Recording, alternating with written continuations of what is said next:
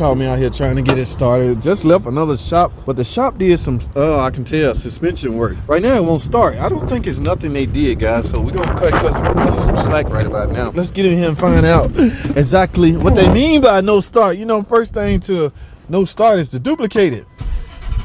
Uh-oh, y'all hear that? Spinning over fast. Let me go back to my van and grab me some starter fluid. Simulate fuel presence. I'm gonna spray. Look what I got here.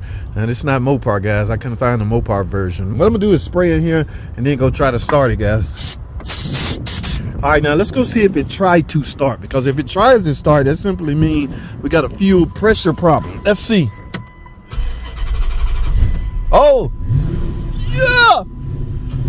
Yeah, it's not gonna run long. Guys, we likely need a fuel pump. But hold on. Before you condemn the fuel pump, guys, check and make sure you got power supply and ground at the fuel pump connector. Alrighty, guys, I'm back over here, guys. Y'all remember where we left off at?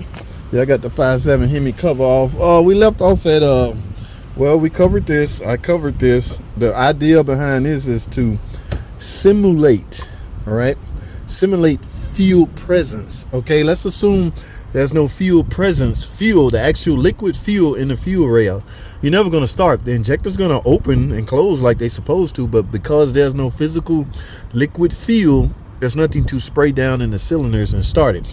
Now, by spraying this in the throttle body, I, in essence, simulated fuel, okay? This is flammable, okay? This pretty much like fuel. It's just like gas, starter fluid, all right?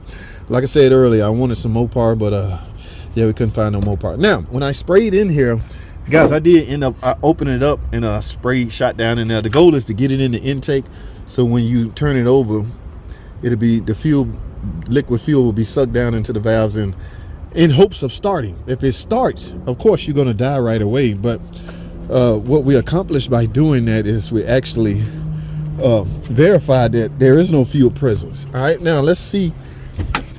Is there fuel? Let me turn the key on. Key already on. Oh my goodness. Wait a minute. Damn, this might just need gas, guys.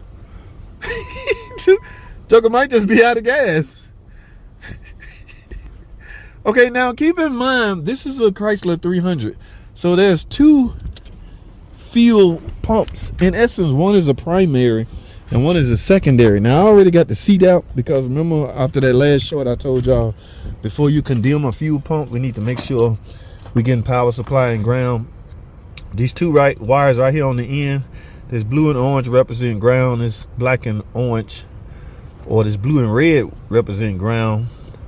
No, this is power, and the other one is ground. So I was going to take my test light and just kill two birds with one stone. One end right here and one end right here. And I was going to turn the key on. Remember what happens when you turn the key on, guys. You get a 2-second primer. Bzzz, if the pump was working, okay? In fact, I can do that. I want to see. Before I hook my test light up, let me see if I can even hear if this pump. Because if I plug this up and then turn the key on, I hear bzzz. That means the fuel pump is running. It's just not, maybe it's not enough fuel presence in it to pump up to the rail. Okay, yeah. I mean, this looked like the original fuel pump. So here's what I'm gonna do, guys. Like I say, the goal behind this was to put my test light on it and see if I'm getting power supply and ground. Let me say this again: never condemn a fuel pump until you verify you're getting power supply and the ground. Guys, this is a motor. A motor requires 12 volts and a ground to operate. No, the device under your hood is not technically a motor. That's an engine. So this is actually a motor. 12 volts and ground needed for this to run. You need 12 volts and a ground to get an engine to run, but that's in the form of a battery. All right, we're getting off track here. Let me plug this damn thing up. Let me get out of here. Because remember what I was talking about, there's two so-called fuel pumps on this vehicle. One controls the it's over there on the other side, the gauge. Okay, this is the primary. Its responsibility is predominantly to supply the fuel pressure to the rail to start. But a lot of guys, they do them in pairs. Now this car has almost 200,000 miles, so Let me see if I can. I'm gonna turn this key on, see if I hear a bzzz. All right, like I said, that would tell me that I'm at least getting power and ground back there. All right, y'all ready?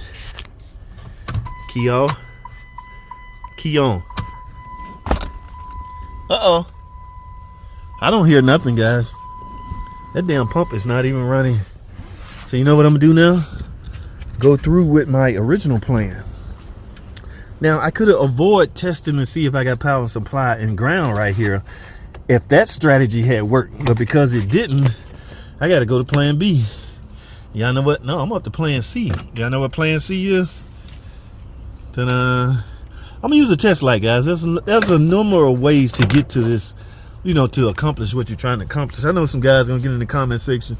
You ain't got a scope. You ain't got a, what they call it, multimeter, or you ain't got a, oh my goodness. I'm going to use a test light. Yeah. I got all of that. It just, I grabbed my test light. So let me rig this up right quick just to see if I'm getting power supply and ground. Hold tight. All right, guys. So here's the plan. I got my connector right there and I got my test light right there. There's only one person out here, guys. So I'm going to turn the key on and then I'm going to come over here and stab this other. In fact, let me see if I can leave it right there because I only got 2 seconds. Remember the 2 second prime. Y'all see how my test light rigged up? Just going to that other wire. So I'm eliminating the need to check for ground as well by doing it this way, okay? Because if my test light, that means my test light got power supply and ground. And it received that from the connector, okay? Which means the pump is getting power supply and ground. At that point, if that's the case, we're talking hypotheticals right now. If that's the case, I simply need a fuel pump. All right, so let me turn the key on and we're gonna go look at this test light. I got 2 seconds, so I gotta hurry.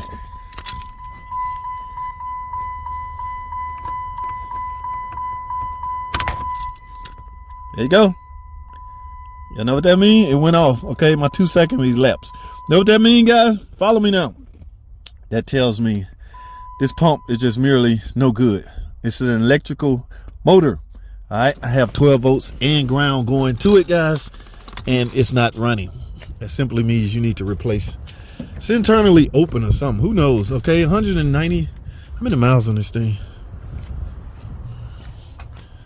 All the doors open. I think it said 194, almost 200,000 miles. Well, anyway, guys. Now let's talk. Even though visually looking at the fuel gauge, it shows that I'm out of fuel. Okay. Now, due to that mileage, guys, and it very well, I'm not gonna, that's too much work. I've elapsed my 1 hour. Remember, I charged her 1 hour diagnostic time. Okay. All right. Yeah, it'd be tacky for me to tell y'all that rate. All right, because I deal with people individually. Now, if I'm at a shop, that rate would be whatever the shop charge. Okay, but I'm not at a shop right now, so it's my hourly rate. All right, yeah, I had to come out here. In other words, I'm acting like I'm in essence a mobile mechanic right now. Simplify Mechanics from Thomas. I'm Thomas from Simplify Mechanic. What's up, dude? Yeah. So, and I just found out why this car won't start. Okay, so what I'm gonna do is sell her to be on the safe side. I know some of y'all, oh, your parts changing. You ain't want. Hey, man, get out of here, man. This car is an 06 with 200,000 miles. Original fuel pump, and I can almost guarantee the other side original as well. I'm selling both, guys. Okay, I'm gonna sell the sending unit as well as, now you can scan this. In fact, I'm gonna do that before I leave. It won't be on video. I'm gonna scan this and see if I'm getting any kind of sending unit fault codes. Remember, guys, you're not gonna see a fault code for fuel pump bad, as y'all like to call it. There's no such fault code, for one, and for two, fuel pressure, or for seconds, fuel pressure is not monitored. Okay, so the computer have no idea that this fuel pump is not working. This year model, the technology wasn't advanced as it is now, but this year model, there's no return wire to tell the computer that the 12 volts even made it to here. So you got to be a mechanic on this year model car. You have to do some diagnostic, okay? But fuel pressure, fuel presence, none of that is monitored by a computer on this year car. So you got to find out if fuel is your problem. Remember, guys, you need 3 things to start. So we wasn't getting fuel, and that's one of those things you need to start. All right, the car is a no start. All right, I'm talking too much, guys. I'm gonna order 2 fuel pumps. I don't know. Y'all look like these are fairly easy. Y'all done them before. I got the special tool to get down there. Bloop, turn that off. Replace them. I'm gonna do them both. I don't know if it's got gas in it or not. I haven't taken, but I'm gonna get a couple of gallons of fuel for her as well. So let me go in the house and talk to her right now and tell her what I found. In the meantime, I'm gonna close this video down. I appreciate y'all tuning in, man. All right. I still want to know. Let me see.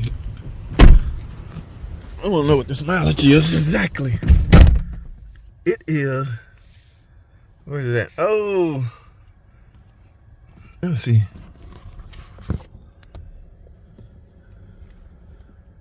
Oh, 194. All right, guys, that's quite a bit. That's enough to let me know what I need to do.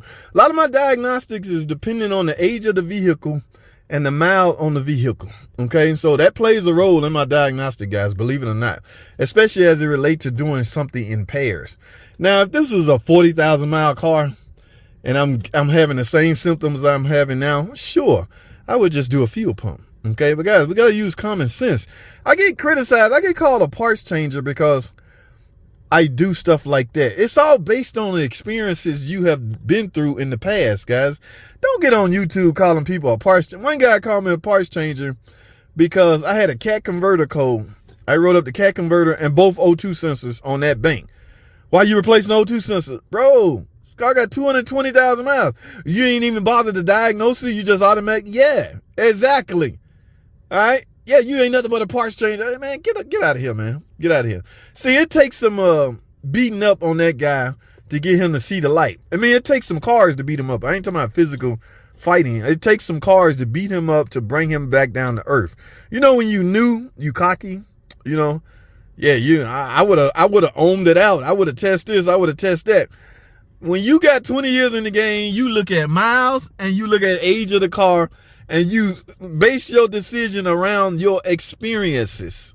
Okay? Yes, I have been burnt. I was once young and cocky like that. No more, baby. Yeah, I have wisen up, man. I'm JT the car guy now. Guys, I'm talking too much. That's all I have, man. I'll see y'all when these fuel pumps get here, okay? And you know what kind of fuel pumps I want, right? Mopar, no car, baby. I don't want no damn Durban fuel pumps. I know that. That's all I know. I better not get no Durban fuel pump. I gotta go, man. Y'all crazy, man. I'll see y'all in the next video. Stay tuned.